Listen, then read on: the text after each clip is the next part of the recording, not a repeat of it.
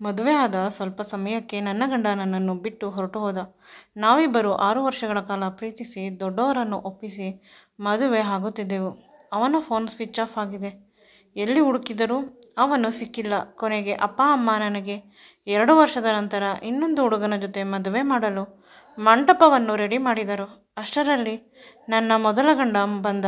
ಮುಂದೆ ನನ್ನ ಹೆಸರು ರಮ್ಯಾ, ಅಪ್ಪ ಅಮ್ಮನ ಮುದ್ದಿನ ಮಗಳು. ನಾನು ಒಬ್ಬಳೇ ಅಂತ ನನ್ನನ್ನು ತುಂಬ ಪ್ರೀತಿಯಿಂದ ಸಾಕಿದ್ದರು. ನಾನು ಕೂಡ ಅವರು ಹೇಗೆ ಹೇಳಿದರೆ ಅದೇ ರೀತಿ ಕೇಳುತ್ತಿದ್ದೆ. ನನ್ನ ವಿದ್ಯಾಭ್ಯಾಸಕ್ಕಾಗಿ ನನ್ನನ್ನು ಹಾಸ್ಟೆಲ್ಗೆ ಹಾಕಬೇಕಾಗಿತ್ತು. ಆದರೆ ನಮ್ಮದು ಹಳ್ಳಿ. ಅದಕ್ಕಾಗಿ ಅಪ್ಪ ಅಮ್ಮ ಊರಿನಲ್ಲಿರುವ ಅವರ ಜಮೀನನ್ನು ಮಾರಿ ಸಿಟಿಗೆ ಬಂದುಬಿಟ್ಟರು. ನನ್ನನ್ನು ಕರೆದುಕೊಂಡು ಬಂದು ಇರಲು ಒಂದು ಸ್ವಂತ ಮನೆಯನ್ನು ತೆಗೆದುಕೊಂಡರು. ಆನಂತರ ಒಂದು 4 ಬಾಡಿಗೆ ಮನೆಗಳನ್ನು ಕಟ್ಟಿಸಿದರು. ಅದರಿಂದ 50,000 ಬಾಡಿಗೆ ಬರುತ್ತಿತ್ತು. ಅದೇ ನಮ್ಮ ಜೀವನಕ್ಕೆ ಸರಿ ಹೋಗುತ್ತಿತ್ತು. ಊರಿನಲ್ಲಿ ಇರುವ ಎಕರೆಗಟ್ಟಲೆ ಜಮೀನನ್ನು ಮಾರಿ ಸಿಟಿಯಲ್ಲಿ ಇಷ್ಟೇ ಮನೆಗಳನ್ನು ತೆಗೆದುಕೊಂಡಿದ್ದು ನನ್ನ ಹೃದಯಕ್ಕೆ ನೋವಾಗುತ್ತಿತ್ತು. ಇನ್ನು 5 ವರ್ಷಗಳು ಹೋಗಿದ್ದರೆ ಅಪ್ಪ ಅಮ್ಮನಿಗೆ ಅದರಿಂದ ಒಳ್ಳೆಯ ಸಂಪಾದನೆ ಆಗಿರುತ್ತಿತ್ತು. ಮಾರಿದ್ದರೆ ಅಯ್ಯೋ ಅಂತ ದುಃಖವಾಗುತ್ತಿತ್ತು. ನಾನು ಕೂಡ ಇದಕ್ಕೆ ಕಾರಣ ಅಂತ ಅನಿಸುತ್ತಿತ್ತು. ಅಜ್ಜಿ, ತಾತ, ಚಿಕ್ಕಮ್ಮ, ಚಿಕ್ಕಪ್ಪ, ಪ್ರತಿ ನೆಂಟರು ನನ್ನನ್ನು ದೂಷಣೆ ಮಾಡುತ್ತಿದ್ದರು. ಮಗಳು ಎಂದರೆ ಪ್ರೀತಿ ಇರಬೇಕು, ಎಷ್ಟು ಇರಬೇಕು ಅಷ್ಟೇ ಇರಬೇಕು. ಭಾವ, ಇರುವ ಎಲ್ಲ ಆಸ್ತಿಯನ್ನು ಮಾರಿಕೊಂಡಿರಿ, ನೀವು ಸತ್ತರೆ ನಿಮ್ಮನ್ನು ಎಲ್ಲಿ ಹಾಕುವುದು? ನಮ್ಮ ಜಮೀನಿಗೆ ಬಂದರೆ ನಾವು ಜಾಗ ಕೊಡುವುದಿಲ್ಲ ಅಂತ ಸಡನ್ ಆಗಿ ಹೇಳಿದಳು. ಆಗ ಅಮ್ಮನ ಕಣ್ಣಿನಿಂದ ನೀರು ಕೆಳಗೆ ಬಂತು. ಚಿಕ್ಕಪ್ಪ ಜೋರಾಗಿ ಕಿರುಚಿದರು. ಚಿಕ್ಕಮ್ಮ ಎದುರಿಕೊಂಡು ಮನೆಯೊಳಗೆ ಹೊರಟು ಹೋದಳು. ಇನ್ನು ಚಿಕ್ಕಪ್ಪ ಆಗ ಅಪ್ಪ ಹೇಳುತ್ತಾರೆ, ನನಗೆ ಇರುವುದು ಒಬ್ಬಳೇ ಮಗಳು. 10 ವರ್ಷಗಳು ಕಳೆದ ನಂತರ ಹುಟ್ಟಿದ್ದು. ಅವಳು ನನ್ನ ಪ್ರಾಣ ಅಲ್ಲ, ನನ್ನ ಪ್ರಾಣ ಅವಳಲ್ಲಿ ಬೆಸೆದಿದೆ. ಅವಳು ಎಲ್ಲಿ ಸುಖವಾಗಿ ಇರುತ್ತಾಳೆ ಅಲ್ಲಿ ಅವಳನ್ನು ಚೆನ್ನಾಗಿ ಇಡಬೇಕಾದರೆ ನಾನು ಈ ಜಮೀನನ್ನು ಮಾರಬೇಕಾಗಿತ್ತು. ನನ್ನ ಮಗಳು ತುಂಬ ಅಮಾಯಕಳು. ಹಾಸ್ಟೆಲ್ನಲ್ಲಿ ನಂಟರ ಮನೆಯಲ್ಲಿ ಬಿಡಲು ಸಾಧ್ಯವಿಲ್ಲ. ಆ ರೀತಿ ಹೇಳಬೇಕಾದಾಗ ಅಪ್ಪನ ಕಣ್ಣುಗಳು ತುಂಬಿ ಬಂದು ನಾನು ಗಟ್ಟಿಯಾಗಿ ಅಪ್ಪನನ್ನು ತಬ್ಬಿಕೊಂಡೆ. ನನ್ನ ಬದುಕಿನ ಆಸ್ತಿ ಎಂದರೆ ನಮ್ಮ ಮಗಳು, ಅವಳು ಚೆನ್ನಾಗಿರಬೇಕು ಅಷ್ಟೆ. ನಾನು ಸತ್ತ ಮೇಲೆ ಎಲ್ಲಿ ಹಾಕಿದರೆ ಏನು? ಅದೇ ಸಿಟಿಯಲ್ಲಿ ಬರುತ್ತದೆ ಅಲ್ಲ, ಬೆಂಕಿಯಲ್ಲಿ ಹಾಕಿಬಿಡುತ್ತಾರೆ. ಕ್ಷಣಗಳು ಕಳೆಯುವುದರ ಒಳಗೆ ಬೂದಿ ಬರುತ್ತದೆ. ಆ ರೀತಿಯ ಜಾಗದಲ್ಲಿ ಹಾಕಿಬಿಡಿ. ಆಗ ಚಿಕ್ಕಪ್ಪ ಬಂದು ಅಪ್ಪನನ್ನು ಗಟ್ಟಿಯಾಗಿ ತಬ್ಬಿಕೊಂಡು ಅಳಲು ಶುರು ಮಾಡಿದರು. ನನ್ನ ಕಣ್ಣೀರು ಇನ್ನೂ ಜಾಸ್ತಿ ಆಯಿತು. ನನ್ನಿಂದ ಇಷ್ಟೊಂದು ಕಷ್ಟ. ಅಪ್ಪನಿಗೆ ಅವರ ಪಿತ್ರಾರ್ಜಿತ ಆಸ್ತಿ, ಅದನ್ನು ಮಾರಿಕೊಂಡರೂ ನಾನು ಚೆನ್ನಾಗಿ ಓದಿ ಸಂಪಾದನೆ ಮಾಡಿ ಅದರಿಂದ ಬರುವ ದುಡ್ಡಿನಿಂದ ಅಪ್ಪನನ್ನು ಸಾಕಬೇಕು, ಅಲ್ಲ ಅಪ್ಪ ಅಮ್ಮನನ್ನು ಸಾಕಬೇಕು. ಅದರ ಜೊತೆಗೆ ಅಪ್ಪನಿಗೆ ಎಷ್ಟು ಜಮೀನು ಮಾರಿದ್ದಾರೆ ಅಷ್ಟು ಜಮೀನು ತೆಗೆದುಕೊಡಬೇಕು ಅಂತ ಅಂದುಕೊಂಡೆ. ಅಮ್ಮ ಸಮಾಧಾನ ಮಾಡಿದಳು. ಆದರೆ ಅವಳ ಮಾತುಗಳು ನನ್ನ ಕಿವಿಯೊಳಗೆ ಹೋಗುತ್ತಿರಲಿಲ್ಲ. ಹಗಲು ರಾತ್ರಿ ಚೆನ್ನಾಗಿ ಓದಲು ಶುರು ಮಾಡಿದೆ. ಸಿಟಿ ಆಗಿದ್ದರಿಂದ ಸ್ವಲ್ಪ ದಿನ ಬೇಕಾಯಿತು ನಮಗೆ ಅಡ್ಜಸ್ಟ್ ಆಗಲು. ಇಲ್ಲಿಯ ತರಕಾರಿಗಳು ನಮಗೆ ಸೆಟ್ ಆಗುತ್ತಿರಲಿಲ್ಲ. ಹಳ್ಳಿಯಲ್ಲಿ ಆದರೆ ನಮ್ಮ ತೋಟದಲ್ಲಿ ಬೆಳೆಯುತ್ತಿದ್ದ ಫ್ರೆಶ್ ತರಕಾರಿಗಳು ಇಷ್ಟವಾಗುತ್ತಿದ್ದವು. ಅಮ್ಮ ನಾವು ಇದ್ದ ಮನೆಯಲ್ಲಿ ಕಾಂಪೌಂಡ್ನಲ್ಲಿ ಸ್ವಲ್ಪ ಜಾಗವಿತ್ತು. ಅಲ್ಲೇ ಪುದೀನ, ಮೆಂತ್ಯ, ಕೊತ್ತಂಬರಿ ಸೊಪ್ಪು, ಬದನೆಕಾಯಿ ಎಲ್ಲವನ್ನು ಬೆಳೆಯುತ್ತಿದ್ದಳು. ನನ್ನ ಮಗಳಿಗೆ ಫ್ರೆಶ್ ತರಕಾರಿಯನ್ನೇ ಇಡಬೇಕು ಅಂತ. ಇವರ ವೇಷಭೂಷಣಗಳು, ಮಾತನಾಡುವ ಶೈಲಿ ಯಾವುದೂ ನನಗೆ ಅರ್ಥವಾಗುತ್ತಿರಲಿಲ್ಲ. ಸಿಟಿ ಆಗಿದ್ದರಿಂದ ತುಂಬ ಕಷ್ಟವಾಗುತ್ತಿತ್ತು. ಆದರೆ ನಾನು ಅದನ್ನೆಲ್ಲ ಭೇದಿಸಲೇಬೇಕಿತ್ತು. ಅಪ್ಪ ಅಮ್ಮ ನನಗಾಗಿ ಅಷ್ಟು ದೊಡ್ಡ ನಿರ್ಧಾರ ಮಾಡಿದ್ದರು ಅಂದ ಮೇಲೆ ನಾನು ಇಲ್ಲಿಗೆ ನನ್ನನ್ನು ಹೊಂದಾಣಿಕೆ ಮಾಡಿಕೊಳ್ಳಲು 100ಕ್ಕೆ 1000 ಪ್ರಯತ್ನ ಹಾಕಿದೆ. ಸ್ವಲ್ಪ ದಿನಗಳಲ್ಲಿ ನಾನು ಸಿಟಿ ಹುಡುಗಿಯಾದೆ. ಅಮ್ಮ ಪ್ರತಿದಿನವೂ ನನಗೆ ದೃಷ್ಟಿ ತೆಗೆಯುತ್ತಿದ್ದಳು. ಎಷ್ಟು ಸುಂದರವಾಗಿದ್ದಾಳೆ ನನ್ನ ಮಗಳು ಸಿಟಿಯ ಬಟ್ಟೆಯಲ್ಲಿ ಅಂತ. ಈಗ ಕಾಲೇಜಿನಲ್ಲಿ ನಾನು ಟಾಪರ್. ಎಲ್ಲರಿಗಿಂತ ತುಂಬ ಚೆನ್ನಾಗಿ ಓದುತ್ತೇನೆ. ನಾನು ಪ್ರತಿ ಕ್ಷಣವೂ ಓದುವುದು. ಪಾಠವಾಗಿದ್ದರೂ ಓದುತ್ತೇನೆ, ಪಾಠ ಆಗಿಲ್ಲವಾದರೂ ಓದುತ್ತೇನೆ, ನಿದ್ರೆ ಕಣ್ಣಿನಲ್ಲೂ ಓದುತ್ತೇನೆ. ಓದುವುದೇ ನನ್ನ ಪ್ರಪಂಚ. ಅದನ್ನು ಬಿಟ್ಟರೆ ಮತ್ತೇನೂ ಇಲ್ಲ. ಅಮ್ಮ ಹೇಳುತ್ತಾಳೆ, ಅಷ್ಟೊಂದು ಏನು ತಲೆ ಕೆಡಿಸಿಕೊಳ್ಳಬೇಡ, ಆರಾಮವಾಗಿ ಓದು. ಇರುವುದು ನೀನೊಬ್ಬಳೇ ತಾನೆ, ಯಾರಿಗೆ ಇಡಬೇಕು? ನಿನ್ನ ಅಪ್ಪ ಗಂಡು ಮಕ್ಕಳು ಇದ್ದರೆ ಆಸ್ತಿ ಇಡಬೇಕಿತ್ತು. ಗಂಡನ ಮನೆಗೆ ನಿನ್ನನ್ನು ಕಳುಹಿಸುತ್ತಾರೆ ಅಲ್ಲವೇ? ಮತ್ತೆ ಆಸ್ತಿ ನಮಗೆ ಏಕೆ? ಎಲ್ಲ ಸರಿಯಾಗಿ ನಡೆಯುತ್ತಿತ್ತು. ಆ ಸಂದರ್ಭದಲ್ಲಿ ನಮ್ಮ ಕಾಲೇಜಿನ ಪ್ರಿನ್ಸಿಪಲ್ನ ಮಗ ಕಿರಣ್ ಹೊಸದಾಗಿ ಕಾಲೇಜಿಗೆ ಅಡ್ಮಿಷನ್ ಆದ. ಮೊದಲು ಅವನ ಜೊತೆ ಸ್ವಲ್ಪ ಡಿಸ್ಟೆನ್ಸ್ ಮೇಂಟೈನ್ ಮಾಡುತ್ತಿದ್ದೆ. ದಿನಗಳು ಕಳೆದಂತೆ ಅವನು ನನ್ನ ಬೆಸ್ಟ್ ಫ್ರೆಂಡ್ ಆದ. ಇಬ್ಬರ ಗೋಲ್ ಒಂದೇ ಇದ್ದಿದ್ದು, ಹಗಲು ರಾತ್ರಿ ಚೆನ್ನಾಗಿ ಓದಬೇಕು, ಒಂದು ಒಳ್ಳೆಯ ಪೊಸಿಷನ್ಗೆ ಹೋಗಬೇಕು ಅನ್ನುವುದು ಅಷ್ಟೇ. ಬೇರೆಯವರು ನಮ್ಮನ್ನು ನೋಡಿದರೆ ಕಪಲ್ ಅಂತ ಅಂದುಕೊಳ್ಳುತ್ತಿದ್ದರು. ಇಬ್ಬರ ಎಜುಕೇಷನ್ ಮುಗಿಯಿತು. ಕಂಪನಿ ಬೇರೆ ಬೇರೆ ಆಗಿದ್ದರೂ ಕೂಡ ಇಬ್ಬರು ಬೆಸ್ಟ್ ಫ್ರೆಂಡ್ಸ್. ಪದೇ ಪದೇ ಸಿಗುತ್ತಿದ್ದೆವು. ಸ್ವಲ್ಪ ದಿನಗಳು ಕಳೆದ ಮೇಲೆ ಕಿರಣ್ ನನ್ನ ಕಂಪನಿಗೆ ಜಾಯಿನ್ ಆದರು.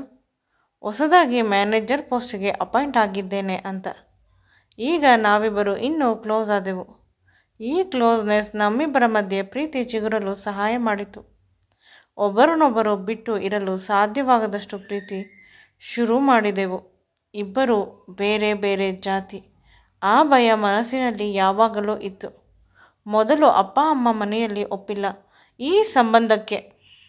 ನಮ್ಮಿಬ್ಬರ ನಿಷ್ಕಲ್ಮಶವಾದ ಪ್ರೀತಿಗೆ ನನ್ನ ಮತ್ತು ಕಿರಣ್ ಮನೆಯವರು ಪೂರ್ಣ ಪ್ರಮಾಣದಲ್ಲಿ ಒಪ್ಪಿಗೆ ನೀಡಿದರು. ಇಬ್ಬರು ಚೆನ್ನಾಗಿ ಓದಿದ್ದೀರಾ, ಒಳ್ಳೆಯ ಪೊಸಿಷನ್ನಲ್ಲಿ ಇದ್ದೀರಾ, ನಿಮ್ಮ ಬದುಕಿಗೆ ನಿಮಗೆ ಯಾವುದು ಸರಿ ಅಂತ ಅನಿಸುತ್ತದೆ ಅದನ್ನೇ ಮಾಡಿ, ಯಾವಾಗಲೂ ನಾವು ನಿಮಗೆ ಬೆಂಬಲವಾಗಿ ಇರುತ್ತೇವೆ ಅಂತ ಅಪ್ಪ ಅಮ್ಮ ಹೇಳಿದರು. ಇಬ್ಬರ ಕಂಗಳು ತುಂಬಿದವು ಅಮೂಲ್ಯವಾದ ಮಾತುಗಳಿಂದ.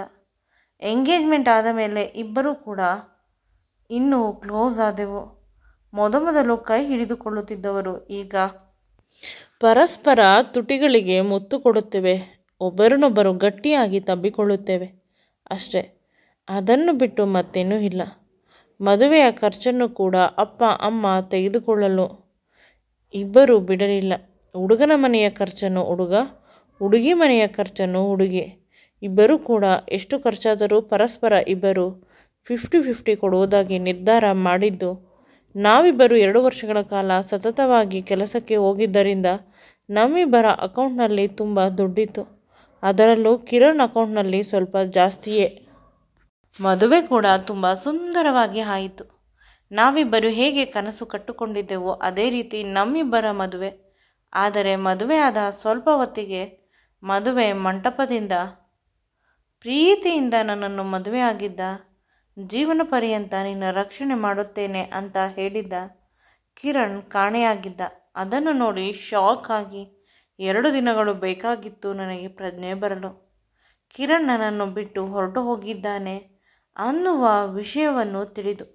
ದುರಾದೃಷ್ಟವೆಂದರೆ ಅವರ ಅಪ್ಪ ಅಮ್ಮ ಮನೆಯವರಿಗೂ ಕೂಡ ತಿಳಿದಿಲ್ಲ ಅವನು ಎಲ್ಲಿ ಅಂತ. ತುಂಬ ದುಃಖವಾಗುತ್ತಿತ್ತು ಅದನ್ನು ನೆನೆಸಿಕೊಂಡು. ಮನೆಯಲ್ಲಿರುವ ಪ್ರತಿಯೊಬ್ಬರೂ ನನಗೆ ಸಮಾಧಾನ ಮಾಡಿದರು. ಕೇವಲ ನನ್ನ ಮನೆಯವರು ಮಾತ್ರವಲ್ಲದೆ ಕಿರಣ್ ಮನೆಯವರು ಕೂಡ. ಒಂದು 6 ತಿಂಗಳು ತುಂಬ ಹುಡುಕಾಡಿದೆ, ತಡಕಾಡಿದೆ. ಕಿರಣ್ ಎಲ್ಲಿ ಹೋದ ಅಂತ. ಎಲ್ಲಿ ಹುಡುಕಿದರೂ ಕೂಡ ಸಿಕ್ಕಿಲ್ಲ. ಯಾರಾದರೂ ಕಳೆದು ಹೋಗಿದ್ದರೆ ಹುಡುಕಬಹುದು, ಆದರೆ ಬೇಕು ಅಂತ ಕಳೆದು ಹೋಗಿದ್ದರೆ ಸಿಗಲೇಬಾರದು ಅನ್ನುವ ದೃಷ್ಟಿಯಿಂದ ಅವರು ಹುಡುಕಲು ಸಾಧ್ಯವೇ ಇಲ್ಲ. ಕಿರಣ್ ಉದ್ದೇಶಪೂರ್ವಕವಾಗಿ ಕಳೆದು ಹೋಗಿರುವುದು. ಈಗ ಏನು ಮಾಡಲು ಸಾಧ್ಯವಿಲ್ಲ ಅಂತ ಅಮ್ಮ ಪದೇ ಪದೇ ಹೇಳಿದ ಮೇಲೆ ನನಗೆ ಅರ್ಥವಾಯಿತು. ನಾನು ನನ್ನ ಕೆಲಸದ ಕಡೆ ಗಮನ ಕೊಟ್ಟೆ. ದಿನಗಳು ಕಳೆದಂತೆ ಕಿರಣ್ ಮೇಲೆ ಇದ್ದ ಮೋಹ ಕಡಿಮೆ ಆಯ್ತಾ ಹೋಯಿತು. ಏಕೆಂದರೆ ಅಪ್ಪ ಅಮ್ಮ ನನಗಾಗಿ ತುಂಬ ಕಷ್ಟಪಟ್ಟಿದ್ದಾರೆ. ಅವರನ್ನು ನಾನು ಸಾಕಬೇಕು. ಅವರು ತಮ್ಮ ಬದುಕನ್ನೇ ತ್ಯಾಗ ಮಾಡಿದ್ದಾರೆ ಅಂತ ಅನ್ನಿಸಲು ಶುರುವಾಯಿತು. ಅದು ಸತ್ಯ ಕೂಡ. ನನ್ನ ಬದುಕನ್ನು ನಾನು ಸಾಗಿಸುತ್ತಿದ್ದೆ. ಮನಸ್ಸಿನಲ್ಲಿ ತುಂಬ ದುಃಖವಿದ್ದರೂ ಅದನ್ನು ಹೊರಗಿನ ಪ್ರಪಂಚಕ್ಕೆ ತೋರಿಸುತ್ತಿರಲಿಲ್ಲ. ತುಂಬ ಪ್ರಶ್ನೆಗಳು ಕಿರಣ್ ಮೇಲೆ. ಆಫೀಸ್ನಿಂದ ಮನೆಗೆ ಬಂದೆ. ಇಂದು ಸ್ವಲ್ಪ ಲೇಟ್ ಆಗಿತ್ತು. ಬಾಗಿಲ ಮುಂದೆ ತುಂಬ ಜನರ ಚಪ್ಪಲಿಗಳು ಇತ್ತು. ಅದನ್ನು ನೋಡಿ ಯಾರು ಬಂದಿದ್ದಾರೆ ಮನೆಗೆ ಅಂತ ನೋಡಿದರೆ ನನ್ನ ಅತ್ತೆಯ ಮಗ ಶೇಖರ್ ಬಂದಿದ್ದಾನೆ. ಅವನನ್ನು ನೋಡಿ ತುಂಬ ಖುಷಿಪಟ್ಟೆ. ನಾವಿಬ್ಬರು ಚೈಲ್ಡ್ಹುಡ್ ಫ್ರೆಂಡ್ಸ್. ಜೋರಾಗಿ ಓಡಿ ಬಂದು ಅವನ ಕೈಗಳನ್ನು ಹಿಡಿದುಕೊಂಡೆ. ಅವನು ಕೂಡ ಕಾಂತಿಯಿಂದ ಹೊಳೆಯುವ ಅವನ ಕಣ್ಗಳಿಂದ ನನ್ನ ಜೊತೆ ಮಾತನಾಡಿದ. ಸ್ವಲ್ಪ ಹೊತ್ತಾದ ಮೇಲೆ ತಿಳಿಯಿತು, ಅಕ್ಕಪಕ್ಕದಲ್ಲಿ ಇರುವ ಅತ್ತೆ, ಮಾವ, ಅಪ್ಪ, ಅಮ್ಮ ಖುಷಿಯಿಂದ ನಮ್ಮಿಬ್ಬರನ್ನೇ ನೋಡುತ್ತಿದ್ದಾರೆ ಅಂತ. ನಿಧಾನವಾಗಿ ತಿಳಿಯಿತು, ನಮ್ಮಿಬ್ಬರ ಮದುವೆ ಬಗ್ಗೆ ಮಾತನಾಡಲು ಅತ್ತೆ ಬಂದಿದ್ದಾರೆ. ಮದುವೆಯ ಮಂಟಪದಿಂದ ಹುಡುಗ ಹೊರಟು ಹೋದ. ಆದರೂ ಕೂಡ ನೀನು ಜೀವನ ಪರ್ಯಂತ ಒಂಟಿಯಾಗಿ ಬದುಕುವ ನಿರ್ಧಾರ ಮಾಡಿದ್ದೀಯ. ಆದರೆ ನಿನ್ನನ್ನು ಮುದ್ದಾಗಿ ಸಾಕಿ ಒಬ್ಬಳನ್ನೇ ನೋಡಲು ನಮ್ಮ ಕೈಯಲ್ಲಿ ಸಾಧ್ಯವಿಲ್ಲ. ನಿನಗೂ ಸಂಗಾತಿ ಬೇಕು, ಮಕ್ಕಳು ಮರಿ ಆಗಬೇಕು. ಆಗ ಶೇಖರ್, ನಾನು ನಿನ್ನನ್ನು ಮದುವೆ ಆಗುತ್ತೇನೆ. ನಿನ್ನ ಹಿಂದಿನ ಪ್ರೀತಿಯ ಬಗ್ಗೆ, ಮದುವೆಯ ಬಗ್ಗೆ ಎಂದು ಪ್ರಶ್ನೆ ಮಾಡುವುದಿಲ್ಲ. ನನ್ನನ್ನು ನೀನು ನಂಬಬಹುದು ಅಲ್ಲವೇ ಅಂತ ತನ್ನ ಕೈಗಳನ್ನು ಹಿಡಿದರು. ನನ್ನ ಮುಂದೆ ನನಗೆ ತಿಳಿಯದೆ ನಾನು ಕೂಡ ಮದುವೆಗೆ ಒಪ್ಪಿಕೊಂಡೆ. ಸಿಂಪಲ್ ಆಗಿ ಮದುವೆ ಆಗೋಣ ಅಂದರೂ ಕೂಡ ಶೇಖರ್ ಮನೆಯಲ್ಲಿ ಒಪ್ಪಿಲ್ಲ. ಅತ್ತೆ, ನನಗೆ ಇರುವುದು ಒಬ್ಬನೇ ಮಗ, ಗ್ರ್ಯಾಂಡ್ ಆಗಿ ನಾವೇ ಮಾಡುತ್ತೇವೆ. ನೀನು ನಿನ್ನ ಅಪ್ಪ ಅಮ್ಮ ಮದುವೆಗೆ ಬಂದರೆ ಸಾಕು ಅಂತ ಎಲ್ಲ ಖರ್ಚನ್ನು ನಾವೇ ಹಾಕಿ ಮಾಡುತ್ತೇವೆ. ಇದಕ್ಕೆ ಮನೆಯಲ್ಲಿ ಎಲ್ಲರೂ ಒಪ್ಪಿದೆವು. ನನಗೆ ತುಂಬ ಕನ್ಫ್ಯೂಷನ್. ಮದುವೆ ಆಗಿ ಸರಿ ಮಾಡುತ್ತಿದ್ದೇನಾ? ವರ್ಷಗಳೇ ಕಳೆಯಿತು ಕಿರಣ್ ಹೋಗಿ. ಇದರ ಮಧ್ಯೆ ಅಪ್ಪ ಅಮ್ಮನು ಮಾರಿದ್ದ ಜಮೀನನ್ನು ತೆಗೆದುಕೊಂಡೆ, ಲೋನ್ ಮಾಡಿ. ಲೋನನ್ನು ಬೇರೆ ತೀರಿಸಬೇಕು. ಇದರಗಳ ಮಧ್ಯೆ ನನಗೆ ಏನು ಮಾಡಬೇಕು ಅಂತ ತಿಳಿಯುತ್ತಿಲ್ಲ. ಶೇಖರ್ ಮೇಲೆ ನನಗೆ ಪ್ರೀತಿ ಇಲ್ಲ, ಸ್ನೇಹ ಇರುವುದು ಅಷ್ಟೇ.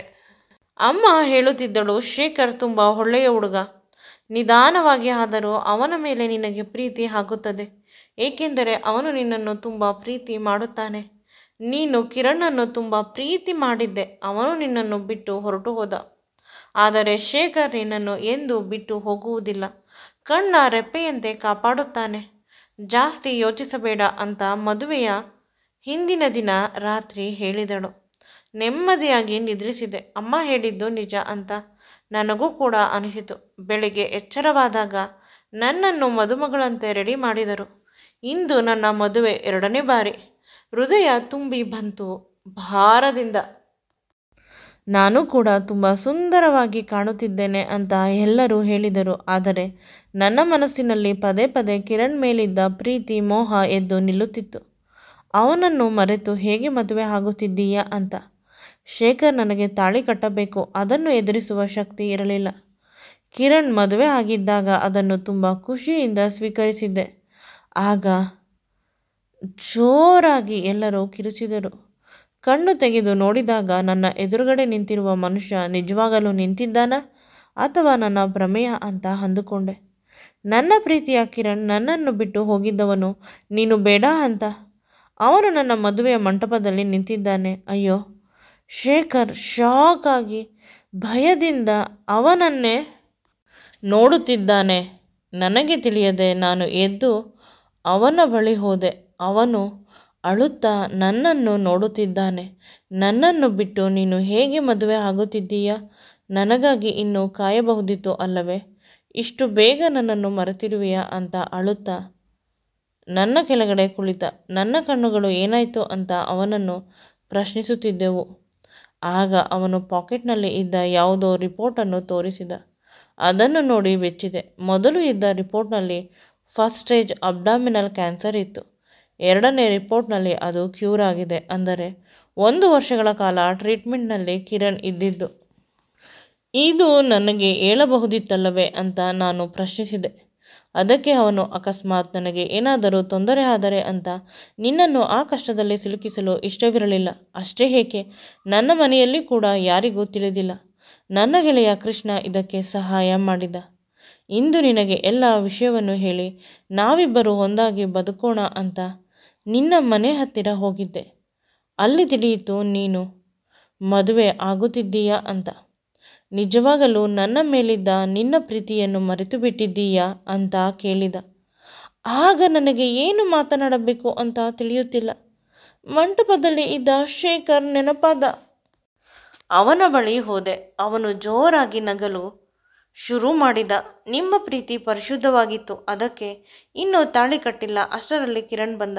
ನೀವಿಬ್ಬರು ಒಬ್ಬರಿಗೆ ಒಬ್ಬರು ಹುಟ್ಟಿರುವುದು ಅಂದ ಮೇಲೆ ನಾನು ಮಧ್ಯೆ ಬಂದು ತಪ್ಪು ಮಾಡುವುದಿಲ್ಲ.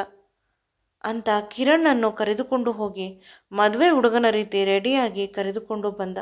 ಮದುವೆ ಕೂಡ ಚೆನ್ನಾಗಿ ಆಯಿತು. ನಾವು 2ನೇ ಬಾರಿ ಗಂಡ ಹೆಂಡತಿ ಆದೆವು. ಆದರೆ ಈ ಬಾರಿ ಎಂದೂ ಕೂಡ ನಾವಿಬ್ಬರು ಬಿಟ್ಟು ಹೋಗುವುದಿಲ್ಲ ಅನ್ನುವ ಪ್ರತಿಜ್ಞೆ ಮಾಡಿದೆವು. ಯಾವುದೇ ವಿಷಯವಿದ್ದರೂ ಪರಸ್ಪರ ಹಂಚಿಕೊಳ್ಳುತ್ತೇವೆ ಅಂತ. ನಮ್ಮಿಬ್ಬರ ಖುಷಿಗೆ ಶೇಖರ್ ಸಾಕ್ಷಿಯಾದ. ಈ ವಿಡಿಯೋ ನಿಮಗೆ ಇಷ್ಟವಾಗಿದ್ದಲ್ಲಿ ನನ್ನ ಚಾನಲನ್ನು ಲೈಕ್ ಮಾಡಿ, ಶೇರ್ ಮಾಡಿ ಮತ್ತು ಸಬ್ಸ್ಕ್ರೈಬ್ ಮಾಡಿ. Thank you.